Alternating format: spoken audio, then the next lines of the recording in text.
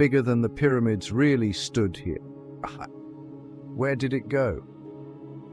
For centuries, that question has haunted historians and adventurers. Today, we're exploring Herodotus's wild account of a building that defied description, investigating the legends, the discoveries, and the modern-day controversy over what might still be hidden in its forbidden tombs. Section 1. The father of history's bombshell claim. Our story starts with one man, Herodotus. In the 5th century BC, this Greek writer, often called the father of history, traveled the known world, documenting everything in his masterpiece, the Histories. When he got to Egypt, he saw the pyramids and, like the rest of us, was impressed. But then he saw something else, something that, in his words, surpasses even the pyramids.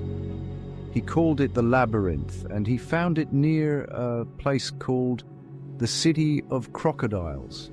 His description is staggering. He talks about 12 enormous roofed courtyards, all enclosed by a single wall. 6 face north and 6 face south, with gates that lined up perfectly. But the courts were just the beginning. Inside, Herodotus claimed, were 3,000 chambers, 1,500 on an upper level, and another 1,500 in a secret level below ground. He wrote, "The upper chambers I myself passed through and saw, and I speak of them from my own observation.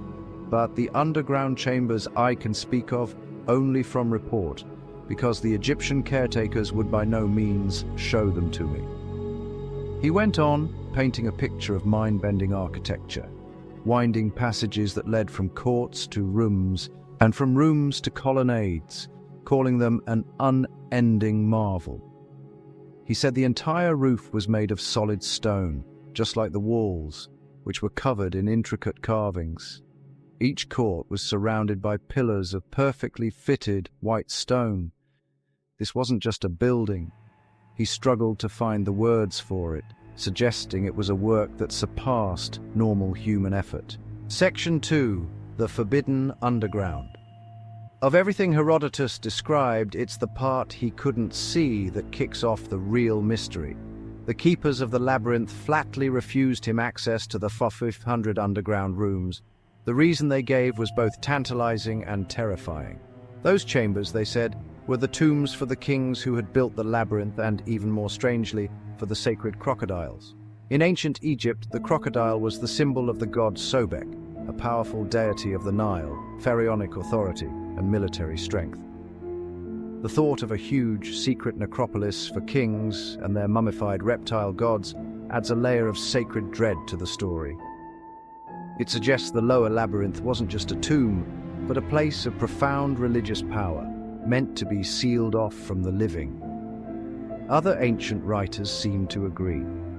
The Roman geographer Pomponius Mela described a place with bewildering paths designed to confuse anyone who entered. Pliny the Elder wrote of its intricate winding passages. The message was clear. The underground was a forbidden realm of the dead, where secrets were guarded by both kings and gods. Section 3. Echoes through antiquity. It would be easy to write Herodotus off as a storyteller prone to exaggeration, but he wasn't the only one.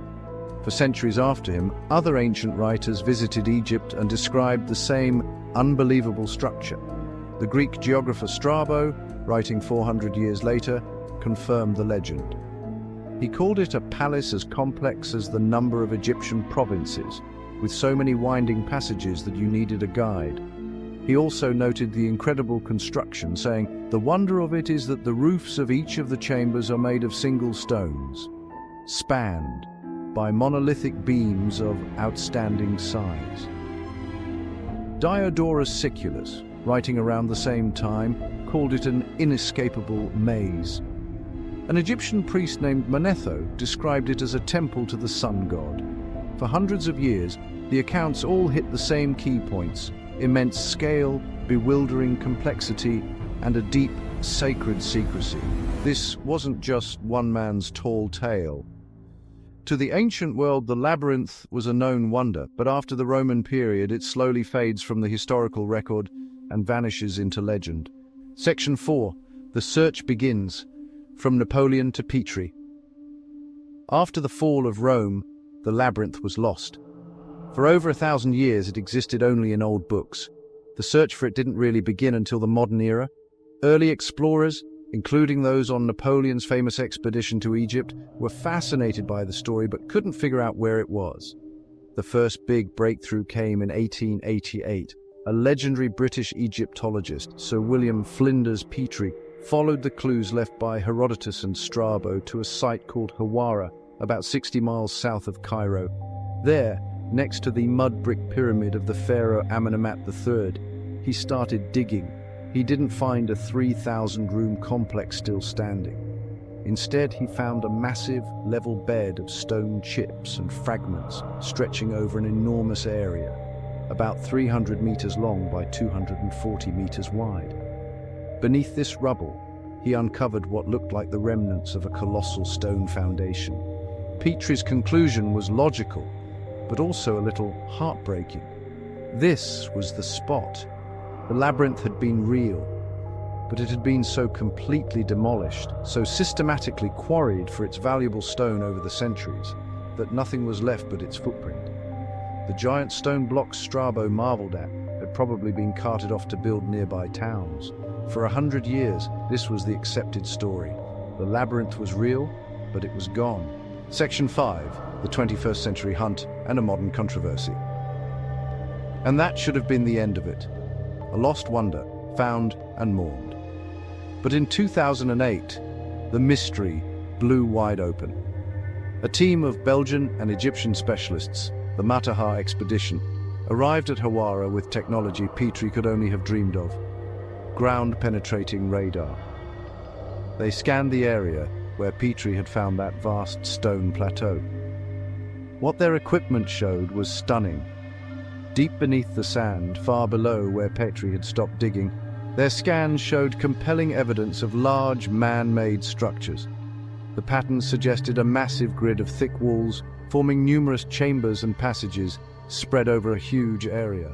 The team put forward an electrifying hypothesis. What if Petrie hadn't found the labyrinth's foundation? What if he had found its collapsed roof? And what if beneath that roof the labyrinth, including its fabled underground level, was still largely intact? The team's findings were presented at a university lecture and began to create a buzz. It should have been one of the biggest archaeological stories of the century. But then, things got weird. According to the expedition leaders, they were told to halt all communication about the find by the Secretary General of Egypt's Supreme Council of Antiquities at the time. Public results became difficult to find, and no permit for excavation was ever approved. To this day, the official story is a matter of controversy, and the site remains unexcavated, with growing concerns that the rising water table is slowly destroying whatever secrets lie buried there. Section 6, a unifying hypothesis. So, what was this place? A temple, a tomb, or something else entirely? The most compelling theory is that it was all of those things at once, the ultimate monument to pharaonic power. Most scholars agree the site was the mortuary complex for Pharaoh Amenemhat III, who built the pyramid right next to it. This fits its function as a tomb, a place for rituals to ensure his eternal life. The mention of 12 courts by Herodotus and Strabo has led many to believe it also served a political and administrative role. It's a strong hypothesis that the 12 courts represented the 12 administrative districts, or nomes, of ancient Egypt. The labyrinth could have been a grand national monument, a central hub where district governors would meet, reinforcing the power of the centralized state under the pharaoh. Finally, ancient accounts of it being a temple hint at its cosmic significance. Like many Egyptian temples, it may have been a model of the cosmos built in stone, a place where earthly and divine power met. The confusing passages could have symbolized the soul's journey through the underworld. In short, it may have been a temple, a tomb, and a capitol building all rolled into one, a structure so overwhelming it would leave any visitor in absolute awe of Egypt's power. The search for our past is one of the greatest adventures we have. The labyrinth is just one of countless ancient mysteries that are still out there, waiting to be rediscovered. If you love exploring these forgotten histories and the hunt for what's been lost, make sure you subscribe and hit the notification bell. We've got plenty more journeys to take together. From a wild claim in an ancient book to a field of stone chips to a controversial radar scan that hints at an incredible truth, the story of the labyrinth is a perfect example of how much we still don't know about the ancient world. The weight of evidence strongly suggests that something of incredible scale was built at Hawara. The question is no longer if the labyrinth was real, but rather what, if anything, has survived 2 millennia of quarrying and the rising waters of the Nile. What secrets and what history are still waiting in those rooms? Herodotus was denied entry to the labyrinth's underworld. 2,500 years later, so are we. The labyrinth may be lost for now, but its legend is more alive than ever, waiting for the day it's finally brought back into the light. We have followed a trail from ancient pages to broken stone, from eyewitness ore to modern scans hinting at hidden order below the sands at Hawara. Petrie saw a scar where a giant once stood. A century later, radar traced patterns that looked less like chance and more like architecture still sleeping. Between those findings lies the honest uncertainty that defines real history, the part where patience and evidence matter more than legend. If the labyrinth survives, it will demand careful excavation, clear data, and the humility to accept whatever is found, grand chambers or quiet foundations. Until the ground is opened responsibly, the labyrinth remains what it has always been to us, a question cut in stone waiting. And when the sands finally give their answer, the story of Egypt will not end. It will speak more clearly.